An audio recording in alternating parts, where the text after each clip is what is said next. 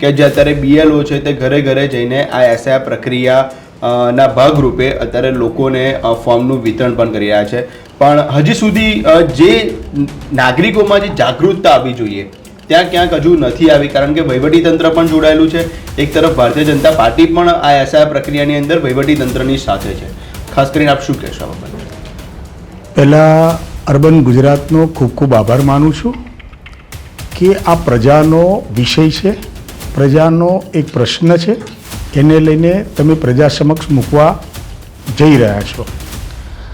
SIR પ્રક્રિયા ભારતના ચૂંટણી પંચ દ્વારા કરવામાં આવી રહી છે.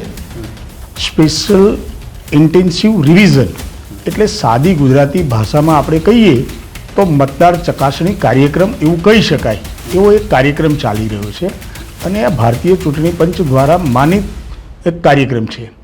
હવે વિષય એ છે કે જે તમે છેલ્લું મતદાન કર્યું હશે એ મતદાન યાદીના આધારે તમારે ઘરે તમારા BLO, તમે જે બૂથના હશો એના BLO તમારે ઘરે ફોર્મ આપવા આવ્યા છે.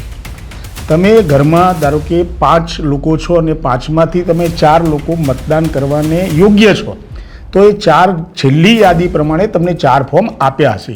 એ તમે ચકાસણી કરજો કે તમારા ઘરના જેટલા મતદાન કરવાની શ્રેણીમાં આવે છે એટલા લોકોના ફોર્મ તમને મળ્યા છે કે કેમ. જો એ ન મળ્યા હોય તો પણ એ એક ગંભીર વિષય છે. અમે સરકારી તંત્ર અને આણંદના કલેક્ટરશ્રીએ ખૂબ પરિશ્રમ કરીને આ બાબતે બધા જ મતદારોના આ ફોર્મ ઘરે સુધી પહોંચે એના માટેની એમણે વ્યવસ્થા કરી છે, પણ છતાં જો ન મળ્યા હોય તો એ ગંભીર વિષય છે. આગળ શું કરવું એની હું તમને વાત કરીશ, પણ એ ફોર્મ આપણે ઘરે જેટલા સભ્યો છે એટલા ફોર્મ આપણે ઘરે આવવા જ જોઈએ. આગળ વધીને હું તમને કહું તો એ ફોર્મ મળ્યા પછી એમાં સામાન્ય વિગતો માગી છે કે તમારું નામ શું છે, તમારું ચૂંટણી કાર્ડ છે એમાં નંબર શું છે, તમે ક્યાં રહો છો, તમારા વાલી કોણ છે અથવા તમારા પિતા કોણ છે, તમારા માતા કોણ છે, એ રીતની વિગત રાખી છે. મૂળ હેતુ મનનભાઈ આનો એટલો છે કે 2002માં જે મતદાન કર્યું હોય એ મતદારની ચકાસણી કરવાની નથી.